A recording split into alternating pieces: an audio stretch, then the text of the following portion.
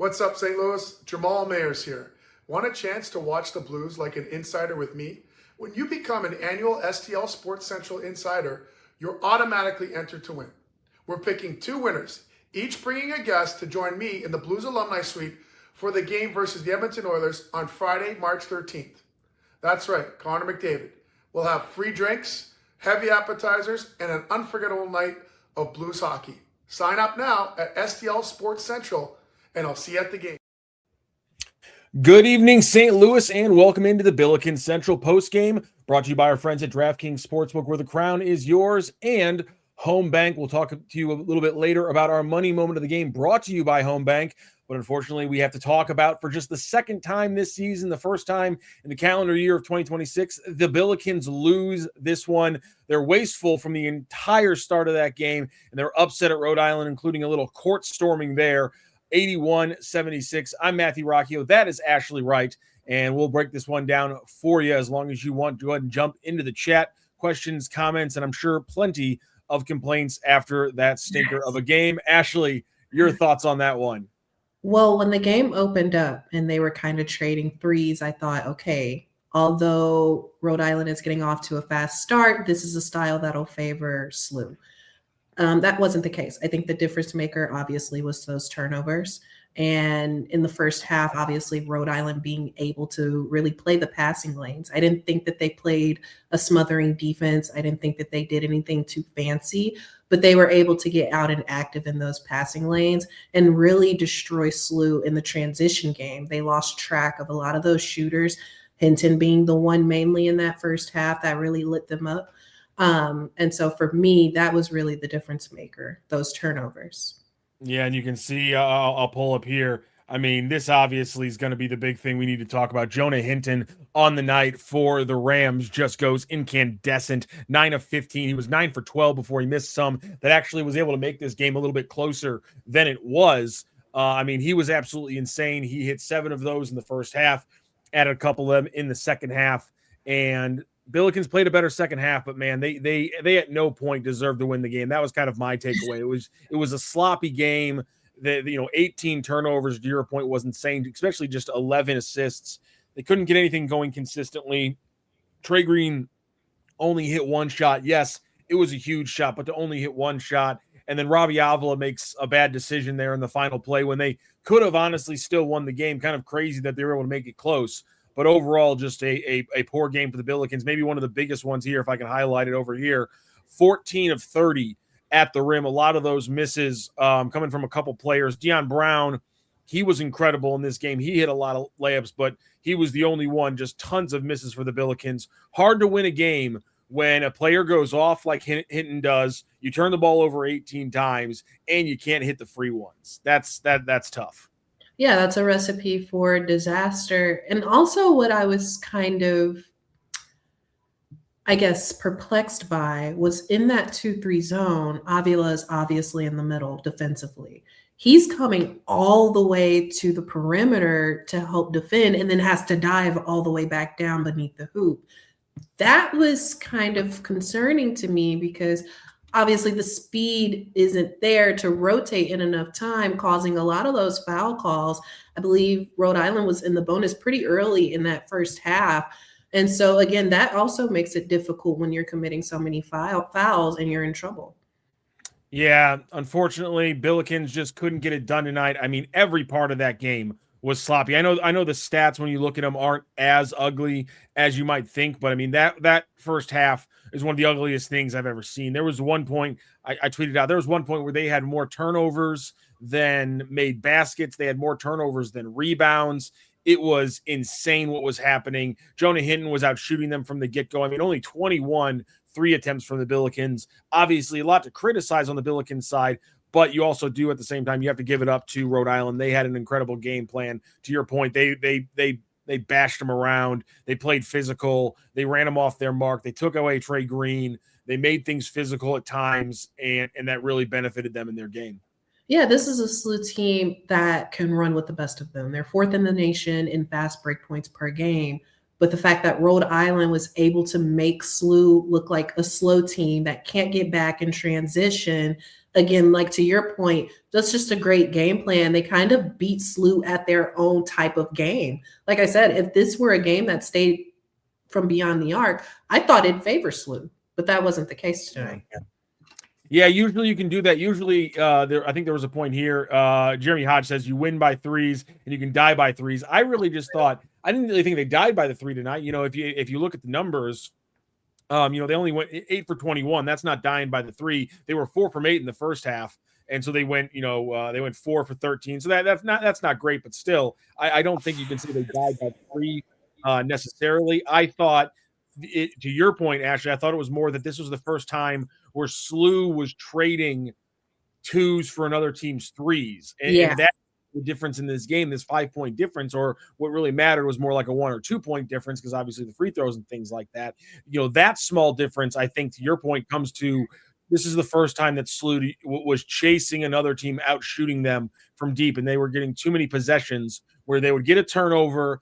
Rhode Island would hit a 3, they would hit a 2 on the other end, and then they'd get a stop. And in that wash, that's +1 Rhode Island. And you can probably find 6 or 7 sequences in the game, and that kind of defines the difference. Yeah, and a couple of runs there where SLU, I want to say they committed 5 turnovers in 2.5 minutes. You can't do that. That's terrible. You cannot do that. Can't do that. And then they went on a few scoring droughts of 2.5 minutes plus. So that allowed for runs, obviously. And this is a game of runs. We know that basketball is a game of runs, but Rhode Island just was able to take advantage of every SLU mistake tonight. Yeah, that's a great point. Corey Land, just one of those nights, the team will be fine. Just got to win the rest of them so we don't drop to that 8-9 game. Yeah, it's just it's a really annoying loss, because now all the bracketology kind of potential of going on the run through the rest of the season, only having 1 loss and potentially grabbing a 4 seed, that was still in the cards. And now you just know the committee is going to absolutely hammer them for this loss. So even if they run the table now at this point, I think the guys like Joe Lenardi are going to be right, and they're going to be capped out at like a 6 or a 7. Yeah. And that's a big difference. The difference between 6 or 7 is pretty much the entire thing right now. So combine that with teams like George Mason not doing their job, keeping it a quad 1 game, and yeah, they're probably looking at a damn 7 seed, and that's what I've been railing against for the last 2 weeks, and it looks like it's going to happen now. Yeah, it hurts especially when you consider the fact that Rhode Island is 9th in the A10 right now, and then on Friday you have VCU at home, but VCU can sneak and tie that 1 seed, and it's 12-1 for both teams in the A10. So yeah, it's definitely something where SLU just has to take it game by game. I do believe, like the viewer said, they'll be fine, but they really do have to be careful. Yeah, Kevin at the Lake says, big thing is this is the first time SLU got out-coached this year. Rhode Island played better defense. I love the defense there. Archie Miller is an incredible coach. That's always going to be a really tough battle no matter what group he's got there. And yeah, I think the issue with chalking this one up to coaching is I don't know how you don't coach 18 turnovers. That's been the Billikens' thing all year long, has been crazy hair on fire plays that lead to a lot of turnovers, but also lead to a lot of plus plays. And there were no plus plays in that area. Moments tonight that were turnovers were moments that sparked runs in previous games. And so I think that's the bigger issue. I think the late game situational stuff from the Billikens, I thought that was solid. I think you can probably get a better play than Sharma in the corner that early in the play clock. Like if you're going to go for Sharma in the corner like that, maybe save that for late in the game and kind of make it the deciding punch. Yeah. So I thought that was an interesting call, but I really think tonight it was just crappy decision making by a lot of Billikens on the floor in the moment. And Schertz talks a lot about QB decisions at the rim. I don't think they made good QB decisions at the rim, because if you shoot 14 to 30 from the layups, it's not just because bad luck. It's because you're taking layups that you should be kicking it out and recycling the play. And there's a lot of plays early. We talked about Trey Green not getting involved. There's a couple layups early that they missed where Trey Green is in the corner, not guarded that closely. They missed a lot of chances. And I think this is one of those things where you got to chalk it up to Archie Miller. That's what Blues Clues is doing. Archie Miller did a great job coaching Hinton to make 10 threes. I did think Archie Miller did a great coaching job. The defense, to Ashley's point earlier, how they were forcing all those turnovers from the Billikens. A lot of that is bad decision-making for the Billikens, but a lot of that is, to Ashley's point, putting your defenders in the right spots, knowing where the Billikens are naturally going to do it. I know it was called as a foul there late in the game, but like who was it? It was the big bowling ball guard.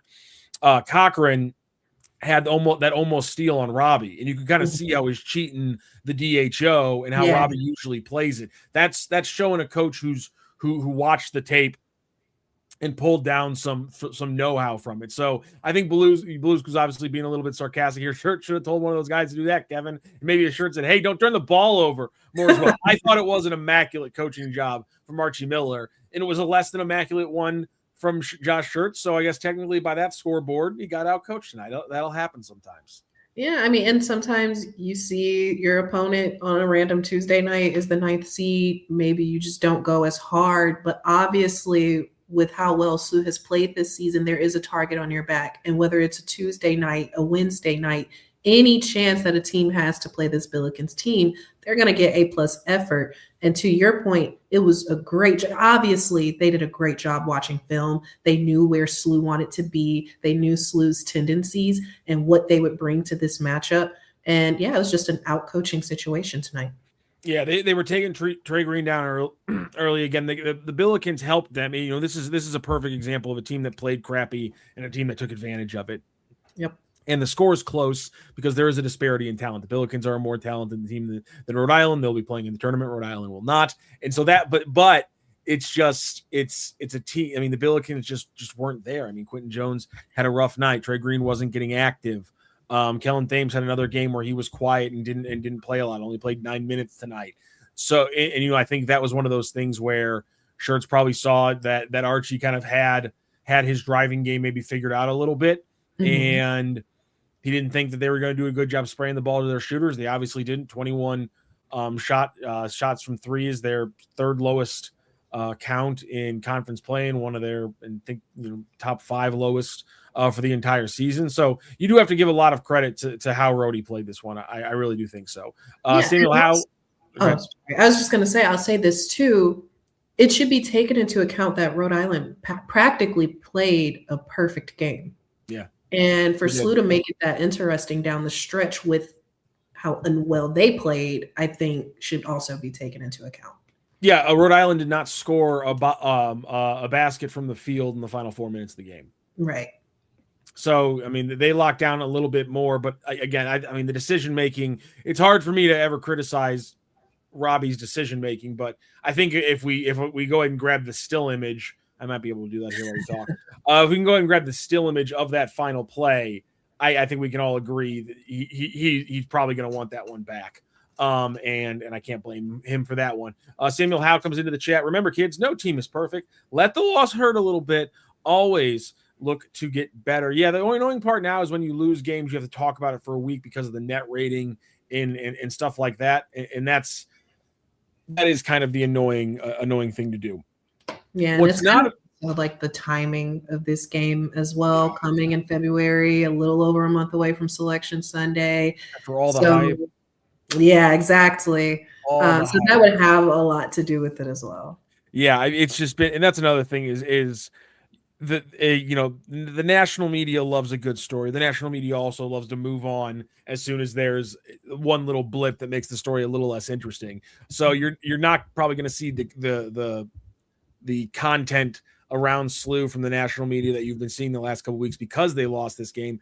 And that's a bit of a bummer. We do have some fun stuff coming up though, for some SLU games in the future. But before we talk about that, before we continue talking about this, getting to all of your chats, and there are plenty more, and we will get to them, keep on putting them in there. We got to tell you about our wonderful friends at Home Bank. This Billikens Central Post game is brought to you by our business banking partners at Home Bank. From business banking lending to everyday banking, Home Bank has been with us since day one as a trusted partner, and it's been a full year, by the way. Today is our 1-year anniversary. Thank you to all the listeners. You make this possible. Thank you to sponsors like Home Bank for making it possible, because business isn't just about numbers. It's also about relationships, and with Home Bank, those relationships make all the difference. Home Bank is the team behind our team at STL Sports Central. Visit myhomebank.bank or call 855-577-2001. Home Bank member FDIC. More than a bank, they're your business banking partner. I think this one, they bring us our money moment of the game. I'm just going to have to cede this one to our friends from Rhode Island because you can't really go anywhere else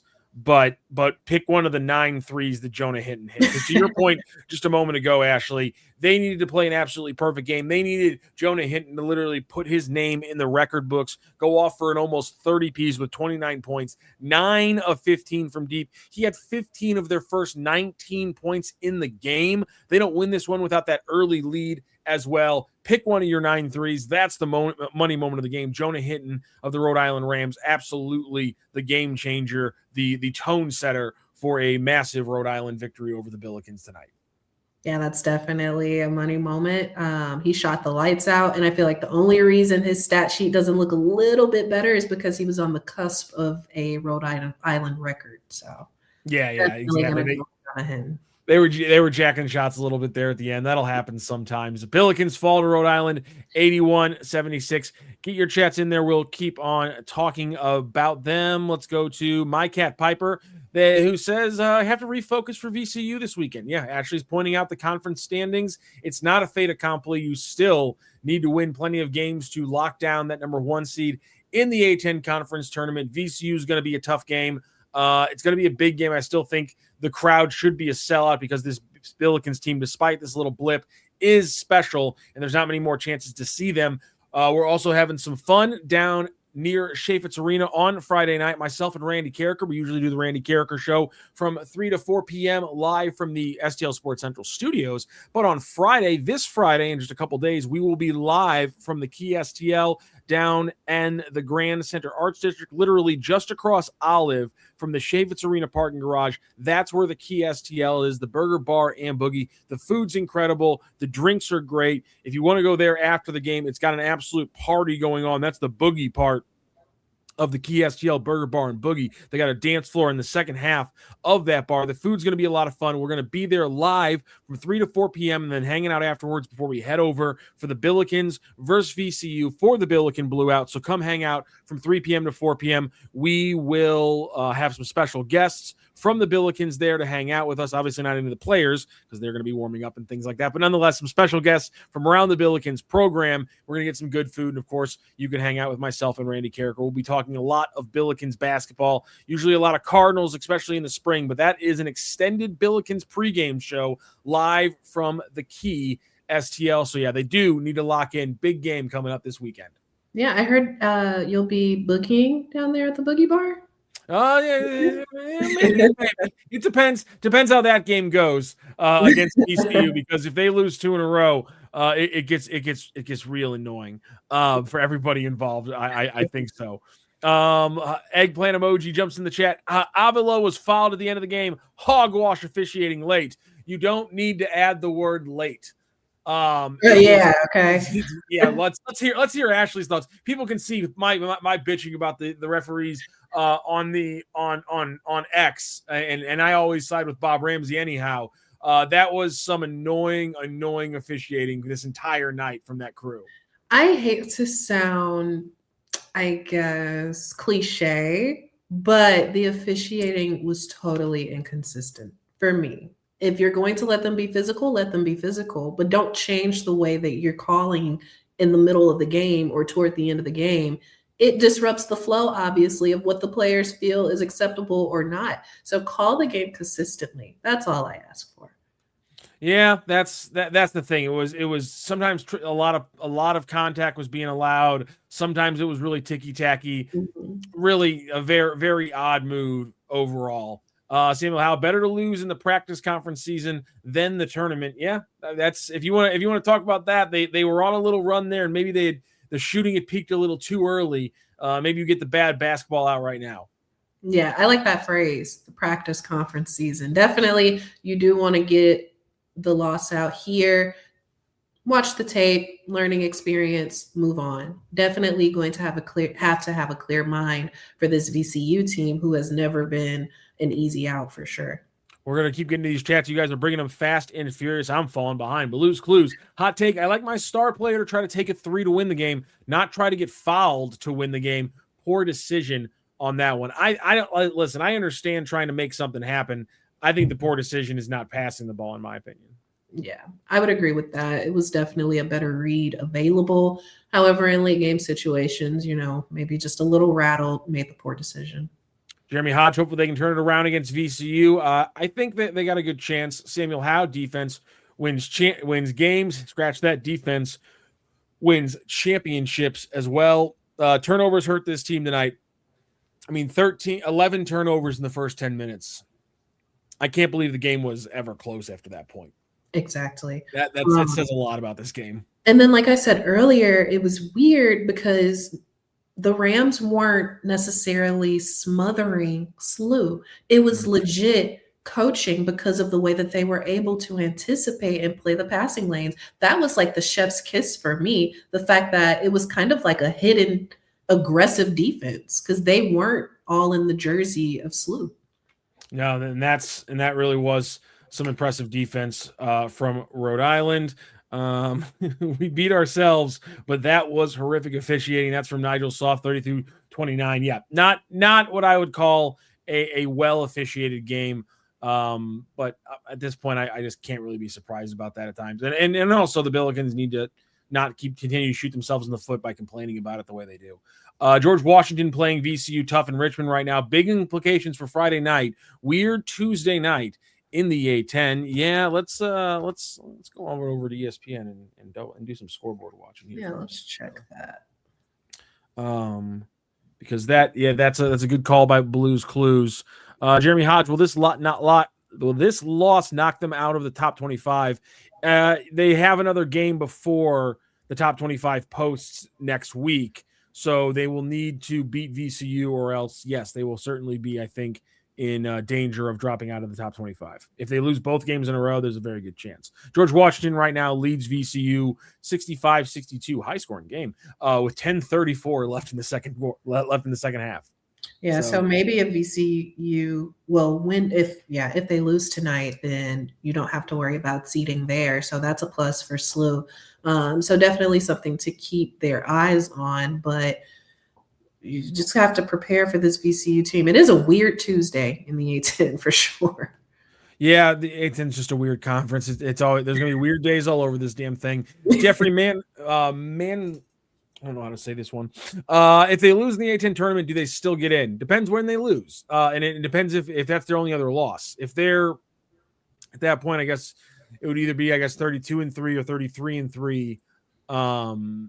Yeah, they're still in the tournament. It's now we're talking about them being the lower seed in the first round, and probably for the rest of the tournament. But yeah, we're talking about them being in the lower seed, but they're still in the tournament. Yes, which would be wild if this conference got two teams in, but it is possible. Savari Elvis says, yeah, this isn't good for the Billikens. Losing to Rhode Island might hurt them. Billikens' strength of schedule is one of the lowest in the nation, and that's why they can't afford a losing streak. No, a losing streak would be catastrophic. Yeah, and that's to your point. Like you said, I think if this is the only loss that they come out with this week, they're still an AP top 25 team. However, losing on Friday in addition to tonight's loss, that's major. Yeah, that would be an absolute backbreaker for the Billikens. I'm not going to read that one, Samuel Howe, because we're not manifesting that. If Billikens lose Friday, I would think they are out of the top 25. Yeah, if they lose two games in a row, all of a sudden it's fair enough that people start getting a little bit worried. Blues Clues, taking a moment to realize how good we have it. The fact that I'm throwing a fit about a basketball game in February is a blessing. I also think, again, it's a rough game. It's a crappy game. It's a really bad loss. But I do think everything we're saying, that you can play that poorly for 35 minutes of a game and still constantly just keep it between 6 and 2 points almost the entire time. It's not a good game. It's not something to take home, but it does show you that the margin for error for a lot of college basketball, but for a lot of SLU teams over the last 6 or 7 years has been nil. Like if they played slightly worse than the other team, ball game, go home, they're not winning this one. The fact that this team can play like complete shit and still almost win one, it says a lot about where this team is at. And it says that, that's why a lot of these players and the coach are going to be attempted to be poached coming up in the spring. Yeah, and that's what I was getting at when I said, let's take into account Rhode Island practically had to play a perfect game, and still SLU was able to make it interesting. Like, that's something that we should still keep our eye on. And so I do feel like getting, I guess, punched in the mouth here tonight will allow them to come out Friday knowing, okay, we're not perfect. We had things to work on. Let's put that out on display here tonight. Yes. Joseph Tyler, I think Thames could have played more minutes to get his athleticism and defense to try and change momentum. That's usually the call, but I think he goes out there and it looked like they kind of had a beat on him. It looks like teams have kind of figured out, where his spots that he likes to hit. And if you can get a body there, you can take him out. Jeremy Hodge says the same thing. They don't use Thames enough. Listen, for a while there, it was a minutes limited thing. Right now, it's an X's and O's things. Teams have figured out ways to take him out of games, and I think Josh Schertz is making a value call that might be one that people disagree with, and we'll have to see if Thames can kind of be that impactful player, because there was a 7 or 8 game stretch there early on in the conference schedule where he looked like he could be player of the year despite coming off the bench.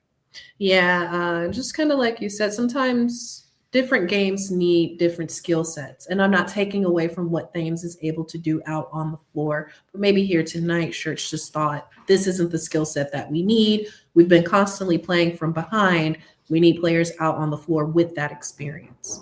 Billikens have won so many games in the conference schedule where players had rough games that you didn't think they could win games without, like winning Dayton by 30 without Brady Dunlap, winning games by like 15 or 20 where Trey Green and Kellen Thames are quiet, or where Ishan Sharma is the only one who does well, and Robbie Avila and Amari McCautry and Deion Brown are all bad. Like there's been all these games where multiple players don't show up and they still win. Tonight, 2 points from Thames, 3 from Trey Green.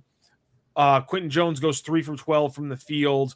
You only get 4 points from Brady Dunlap, 1 from Paul Otieno. I mean, the fact that they only got 16 bench points from a team that usually gets upwards of 28 to 31 most games, and only got 10 combined from Quentin and Trey, and it wasn't an efficient 10 in any way, shape, or form. That's just, they can win when 3 or 4 players don't contribute, but when 5 or 6 players fall short of what they usually give you, it's going to be hard to win a lot of basketball games, even against a team who enters the game, 130 in the net. Yeah, and it's like, let's be realistic. How many more times will we have it to where, like you said, 5, 6 players aren't providing, quality minutes? That's rare, especially for this Billikens team. Yeah. John Myers with a very interesting question. I don't know much about basketball. Are the Billikens actual contenders for national championship?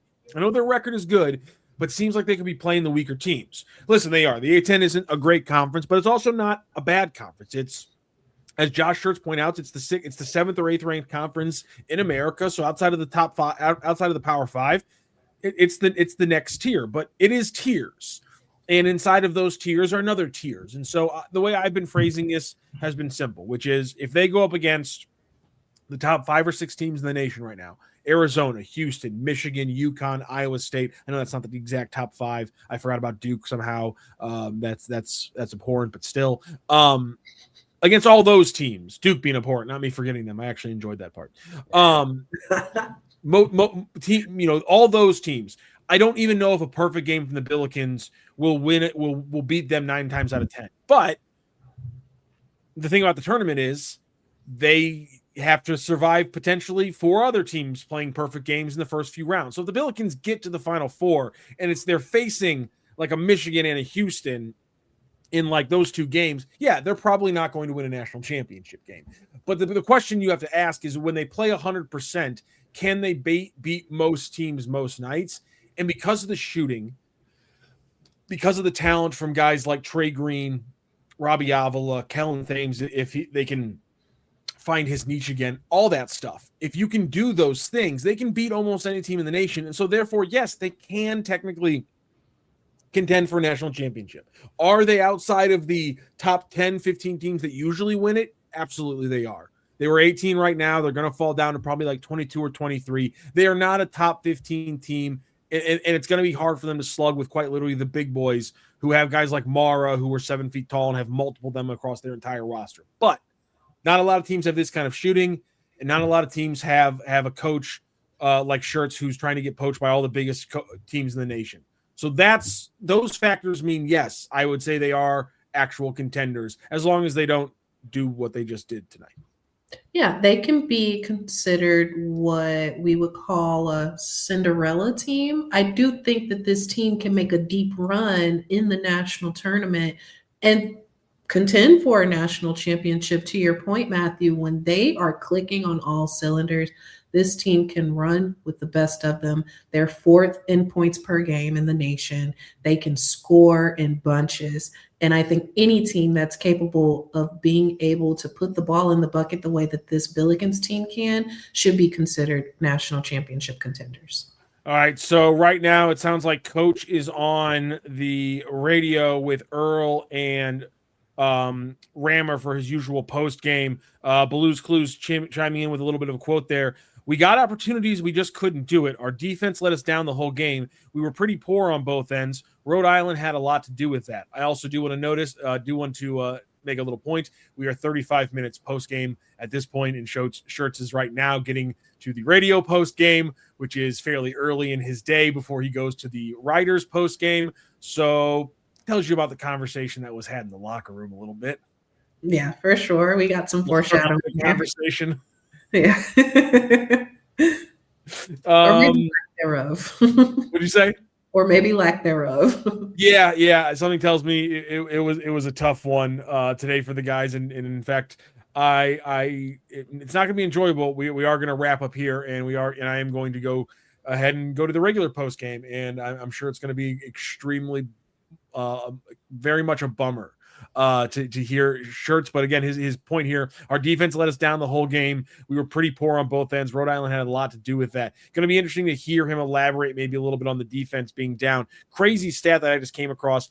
Jonah Hinton hit 9 3-pointers. He's the only Rhode Island player to hit multiple 3-pointers tonight. It's absolutely insane that they still lost this game. Should have been a cakewalk. And to Shirts' point, They never took advantage of the opportunities. They gave away the game, didn't deserve to win this one, and now they got to deal with all the doubters for the next month or so. So time enough to turn it around. To Shirts' point right here on the broadcast, he said that they got a quick turnaround here to Friday, just tomorrow and Thursday, and then bam, you're right back into a game day for the Billikens. And again, I want to remind everyone before we head out, for that game day, we will be down at the Key. If you're going to the Billikens game, you're going to have to get there early because it's going to be another sellout even after tonight. So you're going to want to get down there a little bit before 4 p.m. if you can, and that's perfect because we're going to be at the Key from 3 to 4 p.m. for the show, doing a little extended pregame show for the Billikens. The Key was bumping for the Dayton game at the end of January. Dayton game was at 7 p.m. I got there at 5. The door was out the building for smash burgers. So 6 p.m. tip off. We're going to get you in there before 4 p.m. So you're getting smash burgers before you watch the Billikens take down VCU on Friday night. Before we head out, any final thoughts, Ashley? Just don't hit the panic button. I'll leave Billikens fans with that. There it is. That is Ashley Wright. I'm Matthew Rocchio. This has been the Billikens postgame. We will be back here live from Chaffetz Arena on Friday night. I will be courtside. We'll be joined by either Rammer or Earl Austin a little bit later after the game ends for our Billikens Central postgame, joined by those legends. Tonight, though, I was joined by another legend, Ashley Wright. Thank you so much for joining us tonight. I'm Matthew Rocchio for our sponsors, DraftKings Sportsbook, where the crown is yours, and Home Bank. Thank you very much to everyone who joined us tonight on the Billikens Central postgame. Billikens waste this one. The 18-game win streak dies before history, and they're upset at Rhode Island, 81-76. They'll have to look to get one back against VCU on Friday. We'll be back live here on STL Sports Central tomorrow around 3 p.m. for the Randy Carricker Show. Go ahead and join us then. Also, Cards 365 Cardinals fans, check out STLSportsCentral.com. Go to videos. We have all these interviews from Joe Roderick down at spring training lined up. Any of that Cardinals content, it's right there for you as well. This is your home for everything you need from St. Louis. It's STL Sports Central. Again, for Ashley, I'm Matthew. Have a great night, St. Louis.